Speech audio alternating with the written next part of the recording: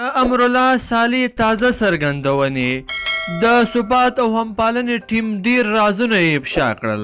دا چې څه ویلي دي مطلب را سره تر پایه پورې وګورئ، په هر څه به پوه شئ. ګرانو لیدونکو السلام علیکم.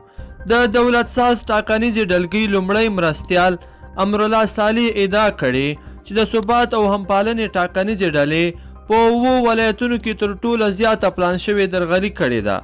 ښاغلي صالح پر خپله فیسبوک پاڼه پرون شنبې ورځ لیکلي وو، کره ثبتونه ښیي چې په ټولو ولایتونو کې د ثبات او همپالنې ډلې سازمان شوي او تر ټولو زیاته درغلي کړې ده او دغې ټاکنیزې ډلګۍ اوس د رسوایي او افشا کېدو له ویرې په 7 ولایتونو کې د ټاکنو دفترونه تړلي وو.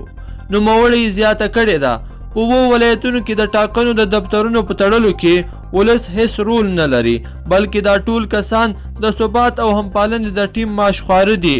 ټاکنیز کمیسیونونه باید په پوره امانتدارۍ سره د ثبات او همپالنې د ټیم خورجین راوسپړي او خلکو ته یې باید ښکاره کړي تر څو مختورن په ډاګه شي.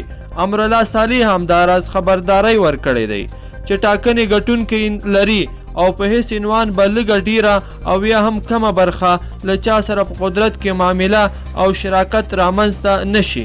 دا په داسې حال کې ده چې عبدالله تیره شپه پر خپلو پلویانو غږ وکړ چې په 7 ولایتونو کې دې د ټاکنو دفترونه پرانیزي او د رایو د بیا شمیرنې اجازه دې ورکړي. خو نوموړي پرون پروان ته په سفر کې ویلي چې د دې کار مطلب یې دا نه و چې له خپل دریځ څخه اوښتی دی. ګرانو لیدونکو په دې هیله چې ویډیو مو را سره تر پایه پورې کتلی وي. که چیرې مو ویډیو خوښه شوې وي نو در سره لایک کړئ او نورو ملګرو دوستانو سره هم شریکه کړئ تر څو هغوی هم له دغه خبردار څخه خبر واوسي. مننه.